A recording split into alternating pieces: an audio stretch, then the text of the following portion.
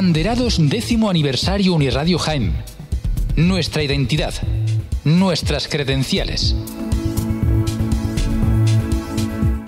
Saludos oyentes de la radio de la Universidad de Jaén. Seguimos celebrando nuestro 10º aniversario. Seguimos entonando nuestra voz, la de una década, y lo hacemos además, como hasta ahora, apostando por la divulgación científica, la responsabilidad social y también, pilar absolutamente esencial en nuestra labor en las ondas, la dinamización de la cultura y el fomento de la lectura.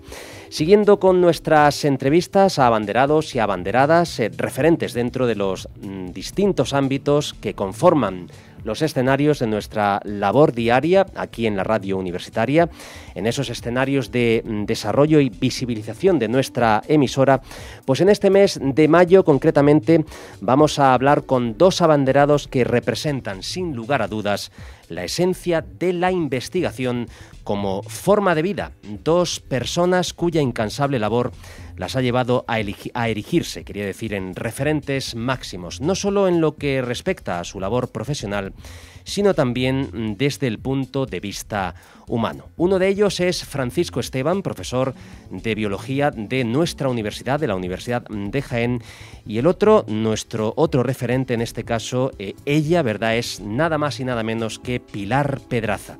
Bueno, escritora, crítica, hace de todo, se puede decir, ¿verdad? Y además desde hace bastante tiempo, dilatada carrera, brillantísima la suya.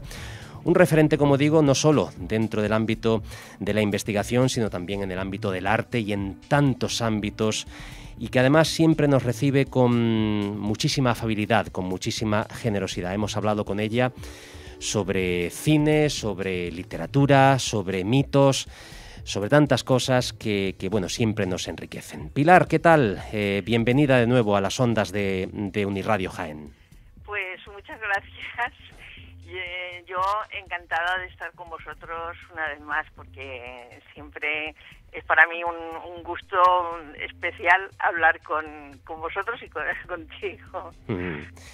Pues Pilar, desde luego, esta va a ser una entrevista, muchas, ¿verdad?, te he realizado yo en particular, con bastante placer. Hemos hablado, ya he dicho, sobre temas, sobre todo académicos, pero esta va a ser una entrevista a la persona, a Pilar Pedraza, y por eso me gustaría abrir esta batería de preguntas, hablando contigo sobre esta situación que estamos viviendo. Tú que eres afamada escritora, creadora y además investigadora de todo lo que es el arte, de todo lo que es la realidad, ¿verdad? Sobre todo de las relaciones entre arte, ficción y lo que es la propia realidad. Esta pandemia, ¿de alguna forma sigue demostrando que la realidad supera a la ficción? Bueno, yo tengo para mí que una cosa es la realidad y otra la ficción, y que solo entran en contacto en el terreno del arte, de la literatura, del cine, etcétera. Por lo demás, no se llevan bien. Esta pandemia es fantástica en sus dimensiones y casi se ha convertido pues en una odisea negativa. Pero yo creo que la ficción es una cosa y la realidad de todas estas muertes, de todo este sufrimiento y de todo este tremendo espanto que nos ha causado es otra. Porque yo personalmente he vivido estos meses con una especie de ambigüedad, en el sentido de ese espanto del que os hablaba, y por otra de una casi felicidad de poder estar dentro de mí misma, porque afortunadamente no he tenido en mi familia ni en mis seres queridos y cercanos, no he tenido problemas, he estado encerrada. Y estar encerrada para mí ha sido un placer y una circunstancia muy propicia para la creatividad y para dar de mí todo lo que podía y lo podía dar en la realidad, porque en la realidad yo no podía hacer nada, pero en la ficción sí. Entonces he escrito muchísimo en esta temporada y por eso estoy en esa ambigüedad de la terrible pandemia, por una parte, y la cierta felicidad de la soledad que he estado en la realidad, aunque claro, siempre acompañada por Juan, mi marido, que con el que llevo 40 años de felicidad ininterrumpida, y que pues ha sido mi compañero de este encierro, claro. Qué bonito, Pilar, que bueno, siempre, ¿verdad?, que te entrevisto, siempre tienes unas palabras de cariño para tu esposo, ¿no?, para Juan. Es realmente bonito. Sí.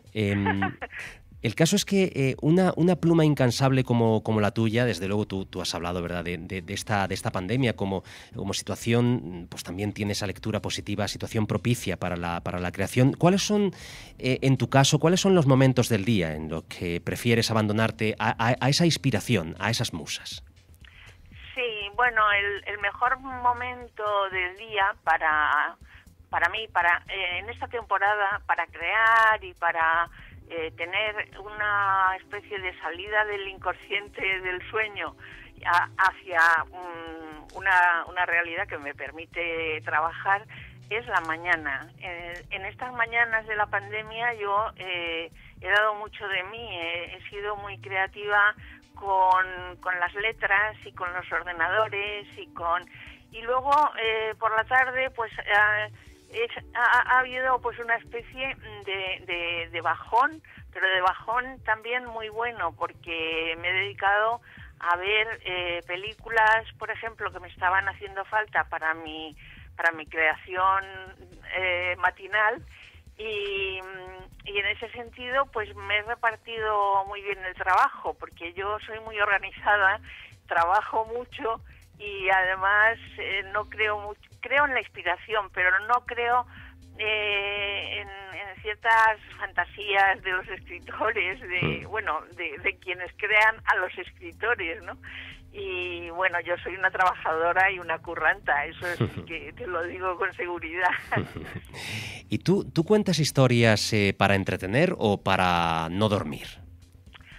Pues bueno, yo cuento historias porque soy una adicta a la escritura y las creo fundamentalmente para estar bien yo. Mis médicos, que tengo médicos como todo el mundo y algún psiquiatra, pues dicen, si no estuvieras con esa creatividad y escribiendo continuamente, pues lo pasarías mal. Y es verdad, soy una adicta.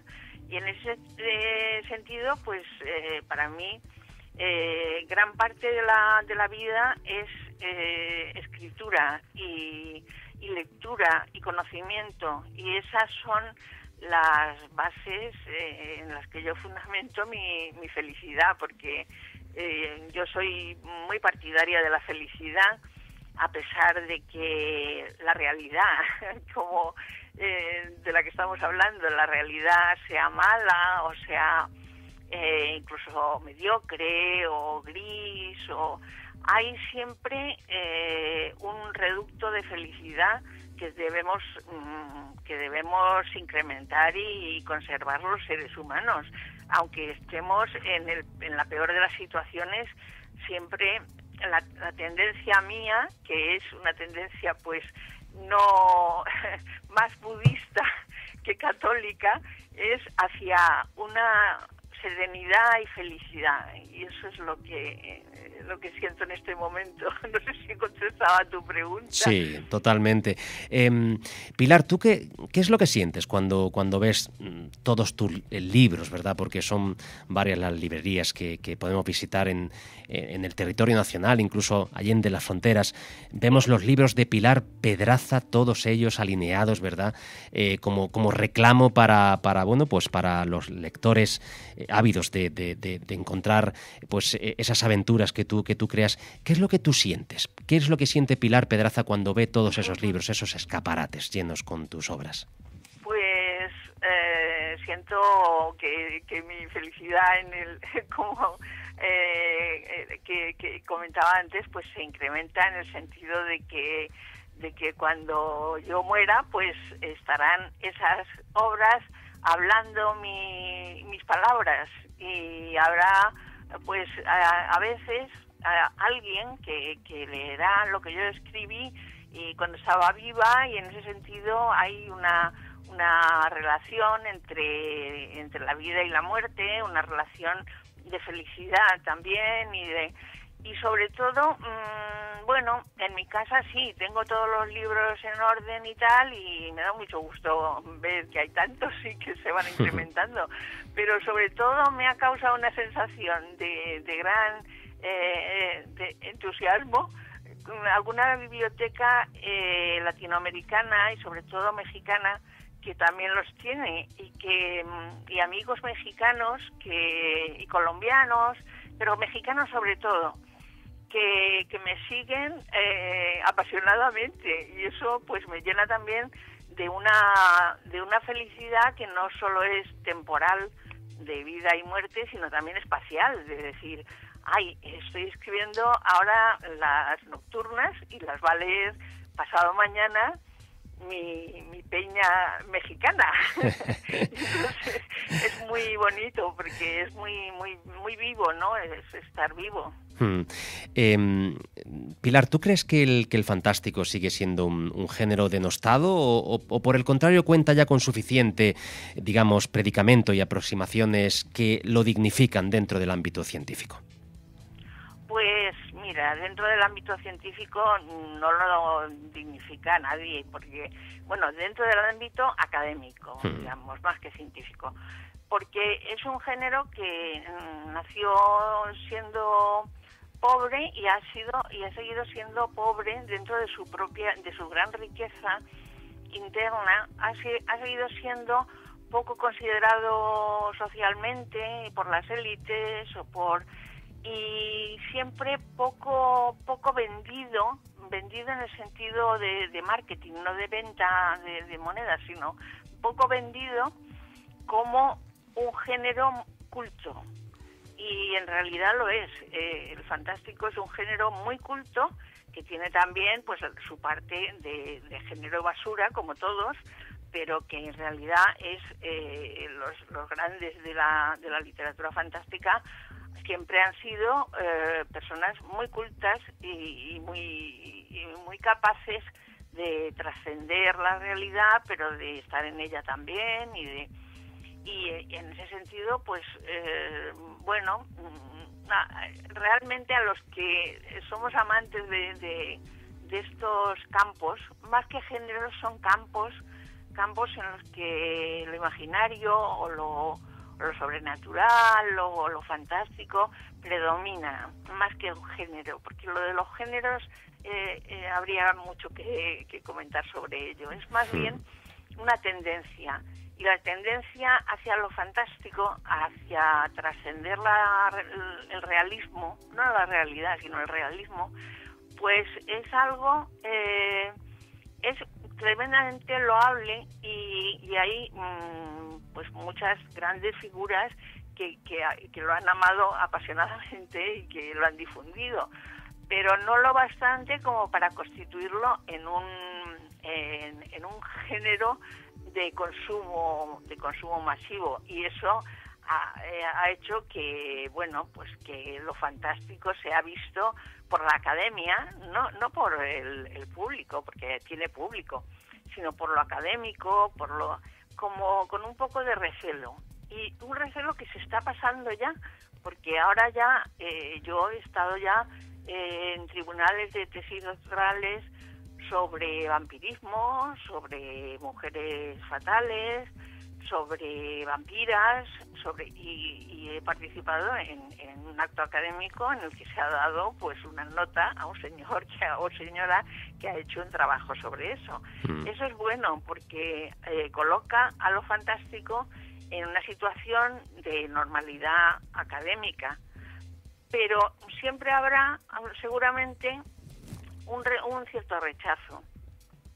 También no solo por la parte académica, sino por la parte de aquellos lectores no muy duchos en la lectura, que piensan que lo fantástico puede alterarles, que lo fantástico puede producirles cierto temor, o puede asustarles, o puede tal, cuando en realidad sabemos que es todo lo contrario. Lo fantástico, tanto en literatura como en cine, es muy liberador de miedos y de cuestiones muy profundas y latentes, y que hay que atreverse a meterse en una piscina, en esa piscina que no está vacía, tiene un agua muy calentita. Y eso es lo que yo pienso. Ya que estás hablando sobre el vampirismo, ¿verdad? Tú acabas de publicar para Valdemar Nocturnas, historias vampíricas. Sí. Regresas a la narración breve después de completar esa trilogía, Las Antiguas. En este caso, Nocturnas es una revisitación clásica y purista del mito del vampiro, o muy al contrario, tu intención ha sido precisamente reescribirlo. Bueno, en realidad yo creo que no, que el planteamiento es más bien el de escribir lo que a uno le apetece, porque y luego el planteamiento de la crítica es el decir lo que tú acabas de decir con tan buen criterio, si es una cosa o si es otra. Yo no me lo planteo como esa divergencia, sino como un gusto, un placer tremendo en la visitación, no revisitación en el sentido de revisarlo, sino de meterme dentro del mundo vampírico, y sobre todo del mundo vampírico femenino, que es el menos, el que actualmente puede estar en auge, porque la oleada feminista que viene y que ya la tenemos aquí, pues va a ser muy contundente, y se van a escribir muchos libros sobre nocturnas, sobre las cosas de las vampiras nocturnas. Lo mío quizá es una olita, como dice Simón, que ha venido y que luego viene la gran ola. Entonces, pues, no sé, a mí los vampiros, dentro de digamos, de la mitología del género, pues son los personajes que más me atraen, pero no ya el vampiro Drácula de Stoker, con toda su carga ya patriarcal, un poco ya, como te diría yo, casposa incluso, anticuada, tal, sino algo mucho más mercurial, mucho más vital, que es la vampira. Y la vampira, pues, es una creación antigua. Ya la primera vampira importante, no la única, pero sí la importante, es Carmila, de Sheridan Le Fanu.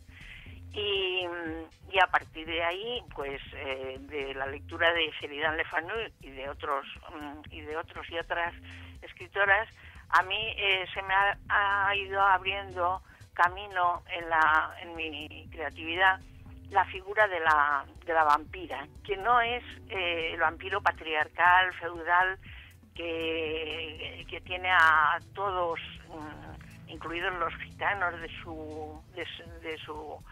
su feudo, pues bajo su bota, ¿no? Esto es otra cosa, es mucho más elegante, digamos, y mucho más vital, y que, bueno, creo que con Nocturnas empieza mi ciclo vampírico, porque me he enamorado del tema, haciendo este libro, que me ha costado mucho tiempo, mucho esfuerzo, mucha investigación y tal, pero que me ha llenado también de ganas de seguir y de continuar con estas figuras que son esencialmente femeninas, aunque una feminista no estaría de acuerdo con esta definición, pero esencialmente distintas del vampiro patriarcal, por decirlo así. Perdonad que use estas palabras, porque yo no soy sexista en absoluto, nunca lo he sido ni lo seré, pero sí que entiendo que los géneros no solo son géneros de comedia, tragedia, fantástico y tal, sino el género femenino y masculino y todo lo que se está empezando también a investigar en este campo, en el campo del estudio de género, en el que yo no estoy, digamos, enganchada en el sentido académico, porque yo he llegado quizá tarde a los estudios de género, pero los sigo con avidez, leo todo lo que puedo y estoy muy de acuerdo con muchas de los hallazgos que se están haciendo sobre esa cuestión, sobre la cuestión del género, no solo como una categoría de literaria o creativa, etcétera, sino como una categoría vital de género masculino, género femenino y muchos más géneros que hay por ahí.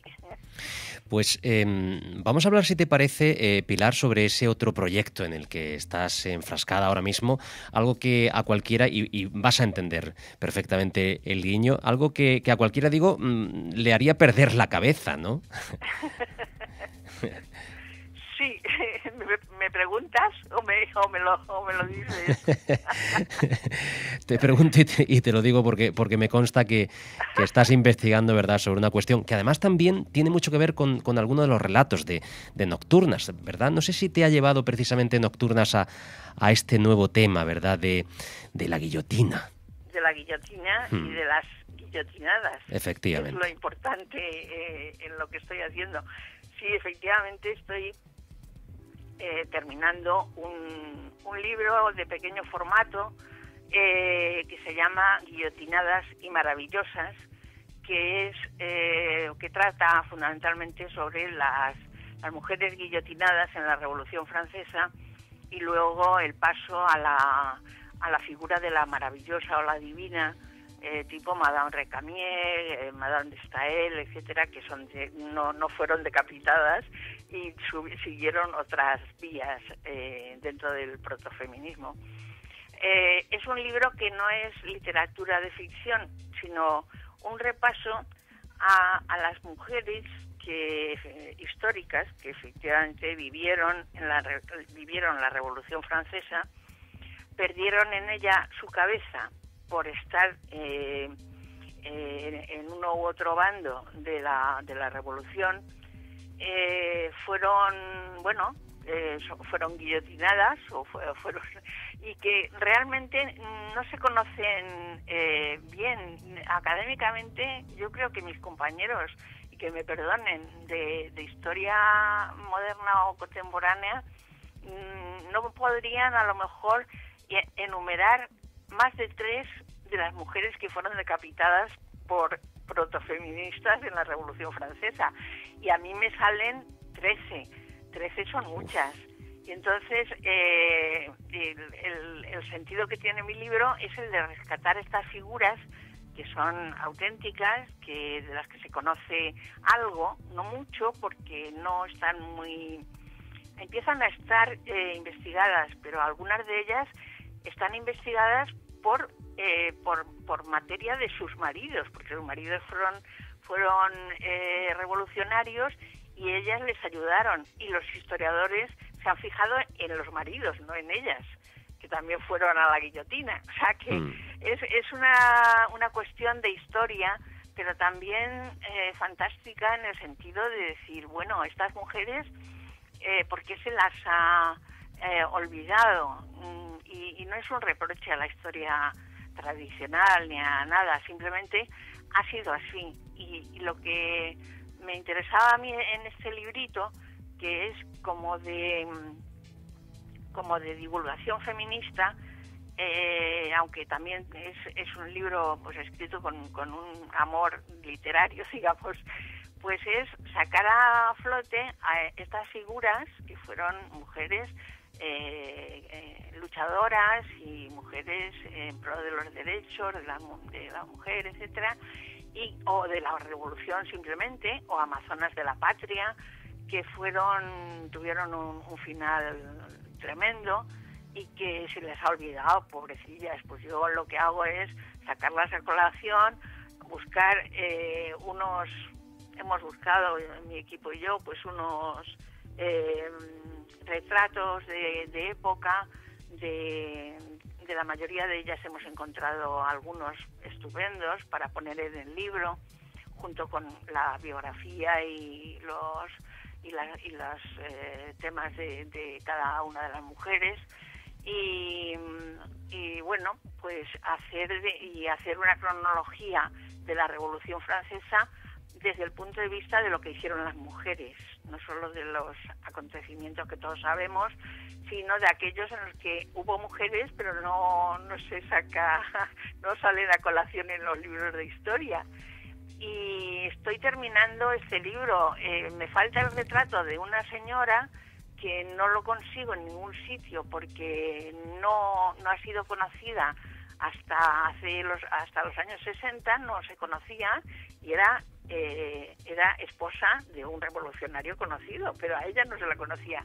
Entonces ella, que también sufrió la guillotina, pues me ha interesado especialmente, y no consigo retratos suyos.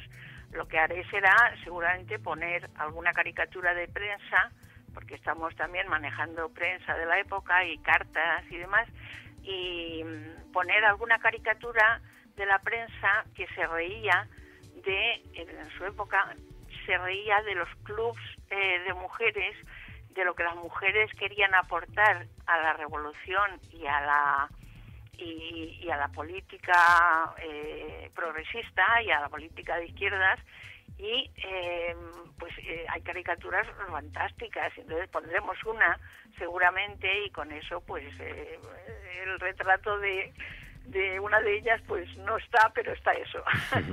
Pues fíjate, Pilar, que desde luego estamos disfrutando como siempre profundamente de esta entrevista, pero ha habido un cambio, ¿verdad?, de primera persona a primera persona, primera persona del singular a primera persona del plural. Estás hablando de tu equipo y tú, ¿verdad?, en esa labor de documentación en este último proyecto. Y esto me lleva necesariamente a preguntarte acerca de lo que ha sido hasta ahora tu carrera, ¿verdad?, dentro del ámbito académico, tu contacto con el aula universitaria, tu contacto con los colegas en la universidad, aquellos que se han embebecido de tu sabiduría, de tu investigación, aquellos con los que has interactuado también en diferentes proyectos. ¿Qué recuerdos tienes o qué es lo que puedes aportar acerca de esto hasta ahora? Sí, no es la parte quizá más vistosa de mi carrera, pero los años universitarios míos, que han sido 40, en la hoja de servicios que tengo, pues figuran 40 años de docencia e investigación, pues ha sido una época fabulosa en la que yo he aprendido muchísimo, y sobre todo he aprendido en un momento en que hace unos años en que no trabajábamos con ordenadores, no podíamos conseguir libros o documentación extranjera en un momento, no podíamos incluso manejar los propios textos que hacíamos, pues no podíamos, había que cambiar el folio. Y yo eso lo he vivido, y he vivido también el tener que irme a la Biblioteca Nacional de París o a la Biblioteca del Renacimiento de Florencia o a cualquier sitio a ver una cosa, a ver un libro que no he podido conseguir de ninguna manera, y que pues aprovechando unas vacaciones o lo que sea, pues hemos ido Juan y yo a sitios más o menos actualmente poco visitados por los turistas, pero en la época en que yo lo empezaba, en los años 70, 80, en que yo empezaba a investigar y a escribir, pues íbamos con lo opuesto a París, y allí pues pedíamos que nos hicieran un carnet de investigador y lo conseguíamos como fuera, o la Biblioteca Vaticana, que aquello era pues una aventura. Y todo eso estaba en el marco de la investigación de la universidad, y con unas... bueno, yo pues conseguía cosas que luego pues divulgaba, como es lógico. Tengo bastante bibliografía sobre el Renacimiento, sobre el Barroco y tal, y todo eso, con mi tesis doctoral de fiestas barrocas, todo eso pues conseguido a base de en una época pretecnológica, digamos. Eso es muy importante para mí, porque yo guardo de todo eso una imagen fantástica porque yo ahora me siento en el ordenador, pido un libro a los fondos Galois de la Biblioteca de Francia y me los ponen en la pantalla en un minuto, y eso no lo podía hacer en su momento, pero son épocas distintas. Y ahora pues la investigación que sigo haciendo, porque sigo escribiendo de cine, por ejemplo, pues y sigo publicando y tal, pues ya es otra cosa, porque me manejo con unos materiales muy cercanos, con películas que en su momento tenía que, bueno, ir a la filmoteca de no sé dónde, y ahora pues lo tengo, me hago pues un apaño pirata y me saco la película que quiero porque la necesito, no por hacer pirateo comercial, sino porque necesito tal película que ya no está en circulación y tal, y no hay problema para que yo la tenga en mi ordenador por la tarde. O sea, eso es algo que esas aventuras de la investigación, de la investigación antigua y de la contemporánea, pues a mí me han enriquecido mucho, y la verdad es que bueno, lo he pasado bien y mal en los dos momentos. En fin, cuando no teníamos tecnologías y teníamos que irnos con una beca que pillábamos de la consellería o de tal, una beca a Roma de 3 meses, pues teníamos allí que saquear las bibliotecas, porque es que si no, aquello no marchaba, para hacer un artículo a lo mejor. Yo tengo un artículo sobre la coronación del Papa Borgia, Alejandro VI, que me costó 3 meses de estar en Roma, como una máquina, sacando cosas, ayudada por Juan, que me hacía fotocopias en la misma biblioteca, y cosas así que ahora no es así. Ahora, bueno, pues todo eso hace que mi mundo investigatorio pues sea muy rico, y que con mis colegas, pues con los de antaño y con los de ahora, pues me lleve fenomenalmente, pero desde un punto de vista muy mío, en el sentido de que yo nunca he querido hacer carrera universitaria, ser catedrática, por ejemplo.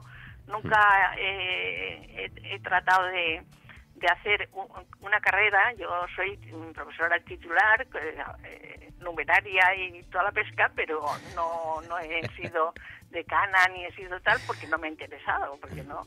Y con mis colegas siempre me he llevado muy bien, porque yo no era competitiva, yo nunca he competido, siempre he querido afianzar mi puesto de trabajo en la universidad. Eso lo he conseguido perfectamente. He sido feliz con mis alumnos, porque sobre todo en la última época en la que he explicado sobre todo cine, pues ha sido una gozada tremenda, porque los alumnos venían sin saber de cine nada, habiendo visto muchas películas pero no habiéndose enterado de nada, y después de estar 3 años conmigo, a lo mejor en el plan de estudios de arte, pues acabar diciendo: Pilar, vemos el cine de otra manera. Pues claro, a eso estoy yo aquí, para que lo veáis de otra manera. No sabes, Pilar, cuánto te entiendo, de verdad. Cuando a uno, ¿verdad? Hombre, cuando a uno lo agobian, busca ser catedrático, y cuando uno piensa, prefiero hacer otras cosas a través de la radio, a través del teatro, a través de cuestiones que no te aporten solamente esa fría etiqueta, ¿no? Sino que te permita interactuar con la comunidad universitaria. Fíjate, Pilar, que estabas hablando sobre tus libros, sobre cine, aquella última entrevista que yo te realicé con motivo de la publicación del magnífico y brillante estudio sobre en este caso, Fenómena de Darío Argento, con un también ilustre prólogo de Luis Pérez Ochando, a quien mandamos un abrazo desde aquí. Una carrera, ¿verdad?, plagada, porque has tratado temas varios, como decías tú también, dentro del cine, pero a buen seguro a los oyentes, Pilar, les apetecería saber, porque generalmente detrás de esa generosa y cercana Pilar Pedraza, de esa creadora máxima y sublime, también hay una persona que vive ese día a día. Y no sé si podemos colarnos, si tú nos lo permites, en esa vida, ¿verdad?, tuya. ¿Cómo es un día normal en la vida de Pilar Pedraza? Pues, Julio, tú lo has dicho, normal. normal. Yo soy una persona muy normal. Me levanto por las mañanas, me aseo y desayuno y me pongo al ordenador. Y así estoy hasta las 2 o así, en que me voy al Mercado Central de Valencia, que es la catedral de los sentidos. Es un gustazo tremendo. A comprar la comida, pero también a disfrutar del mercado. Yo tengo un librito de este año que salió, no sé si lo conocéis porque no ha tenido mucha difusión, se llama Tóxicas, y es un librito de relatos muy breves sobre el mercado central, que es para mí, ya te digo, es una catedral de los sentidos del mercado central de Valencia. Y luego, pues nada, como con Juan, me echo la siesta y por la tarde a ver películas y a leer hasta la hora de cenar, en que se cena y luego se siguen viendo películas. Ese es el día a día de Pilar Pedraza. Porque más de uno, Pilar, habrá pensado, ¿tomará té con alguna de las brujas que ha creado para sus novelas? No. Me temo que no.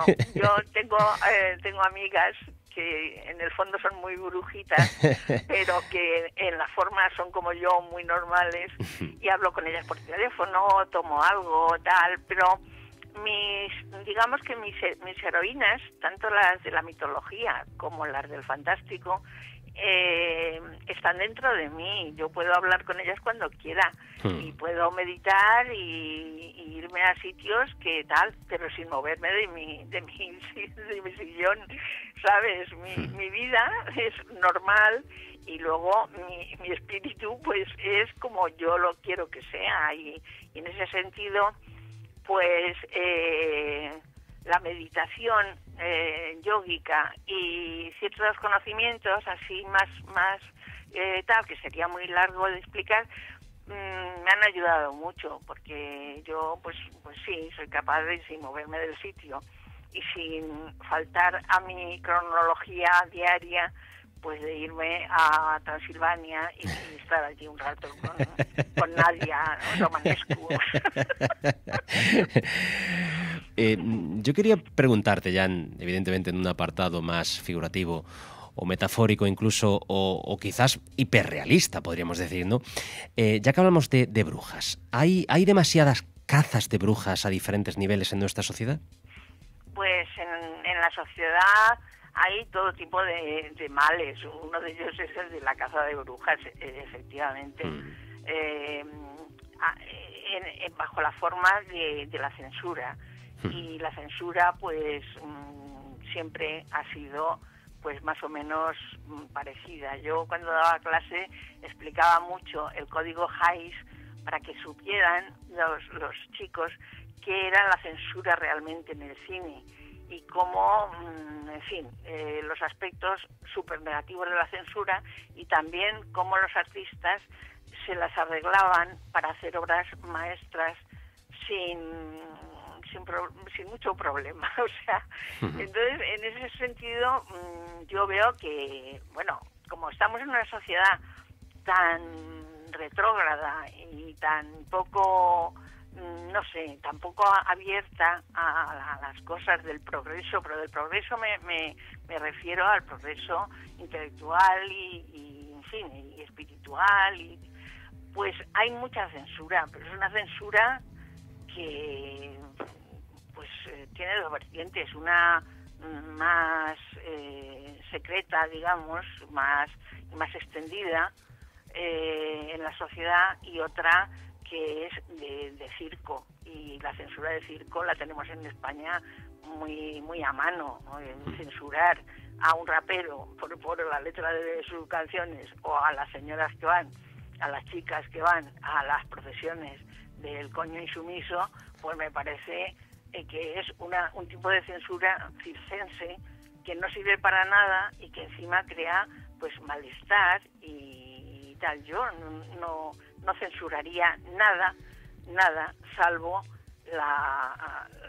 lo que llaman delitos de odio en nuestro sistema de odio, en el sentido de la fobia, homofobia, sexofobia, tal. Todas esas fobias sí que las censuro en mi fuero interno, pero me molesta mucho que en la política cotidiana veas que de repente un cardenal o un obispo diga que los homosexuales o los transexuales son enfermos, o que no respeten que unas feministas pues hagan su procesión del coño insumiso, y los católicos de la Virgen de las Lágrimas. Entonces, en ese sentido, yo pues participo del pacifismo, pero bien entendido, que se deje hacer, pero que se deje hacer de verdad. No, a unos sí y a otros no. Pues no sabes hasta qué punto hemos estado cómodos. Bueno, un servidor, por supuesto, siempre disfruta de tu presencia, hoy en particular en tu estudio, en tu asiento aterciopelado, compartiendo... Bueno, es de Sky, no está aterciopelado. Y está un poco roto, porque los gatos, cuando los tengo, pues se rascan las uñas en el Sky. Pero bueno, si tú quieres decir que está aterciopelado, no seré yo quien te censure. Quería pedirte para finalizar, sentados muy cómodamente en este asiento de Sky, ¿verdad? Quería pedirte un mensaje para aquellas personas que te siguen, que te leen con muchísimo placer, con muchísima fruición. ¿Qué les dirías? Pues les diría que sigan en el empeño, que sigan leyendo mientras mi cabeza dé para su placer, y que tengan muy claro que yo escribo para ellos y para mí, y no para hacer para hacer un bestseller de repente y para llenarme de premios y de historias. Yo disfruto escribiendo, y disfruto escribiendo sabiendo que hay gente que sí, que está en esa onda, y la que no lo está, pues bueno, pues ella sabrá. O sea, a mí eso no me importa. Yo tengo como 4 o 5 lectores, los conozco a todos, vienen a las ferias del libro, me dan besos, me escriben en el Facebook cosas preciosas. Unos son mexicanos, otros colombianos, otros españoles, y todos disfrutamos. Entonces, a mí ¿qué me importa que luego un libro como Nocturnas no sea un bestseller, o no salga en El País, o no me lo comente no sé quién que está en la cumbre del comentario, ¿sabes? No me importa, yo soy feliz como soy, y ya está. Pues fíjate que he estado, ya te lo he dicho, muy cómodo en este asiento, aunque me duele el cuello, porque no he dejado de afirmar durante toda la entrevista. No puedo estar efectivamente más de acuerdo contigo en todo lo que has dicho. O sea, sí. Por eso se te admira, por eso se te quiere, Pilar, porque desde luego eres genio y figura, y sobre todo una persona fundamentada en pilares humanistas y, por supuesto, siempre con la libertad como bandera. Sí, la libertad es lo primero, no la libertad que dice la señora Ayuso, que eso es otra cosa, sino la libertad de verdad y sobre todo la autenticidad, porque estamos en un mundo este es un mundo que es materialista, es de todo está trucado, todo está con fechas de caducidad malas, pero siempre hay un reducto de autenticidad que dices, yo me quedo en este reducto, en el de la autenticidad. Si me sale bien el libro de las bellas, pues de las nocturnas, pues muy bien. Si no, a mí lo que me importa es que esto sea de verdad, no tenga marketing detrás, porque no lo tiene, y no tenga nada, simplemente que haya cuatro enloquecidas que disfruten con esto y enloquecidos y que seamos felices, porque porque seamos pobres o de clase media no tenemos por qué ser infelices. Que sean infelices los del yate, a mí me da igual. Pues el presente más inmediato, la ferviente actualidad dicta que el corazón late siempre que entrevistamos a Pilar Pedraza, y el futuro lo que hará será que las cabezas rodarán, ¿verdad? Porque ese estudio que está realizando ahora mismo Pilar y su equipo seguramente nos va a interesar muchísimo, y por supuesto te emplazamos, si tú así lo quieres y si lo tienes a bien, a entrevistarte cuando salga ese libro. Yo encantada, y además es que yo cuando hablo con vosotros se me va un poco la pinza y de la autocensura y digo cosas que luego pienso, uy, lo que he dicho. Bien dichas están, sin lugar a dudas. Pilar, ha sido... Que no ofendo a nadie. En absoluto. Ha sido un verdadero placer, de verdad, conversar contigo, como siempre. Y nada, espero encontrarte de nuevo ahí en el camino radiofónico para seguir charlando sobre estas cuestiones. Pilar. Pues nada, un fortísimo abrazo a todos y me voy al Mercado Central a ver si compro algo bueno, de verdad. Un abrazo y hasta pronto, Pilar. Hasta pronto. Muchísimas gracias. Besos.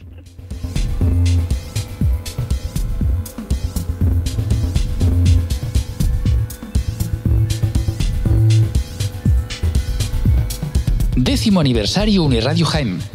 Nuestros abanderados, nuestras abanderadas, nuestra identidad, nuestra esencia. La voz de una década.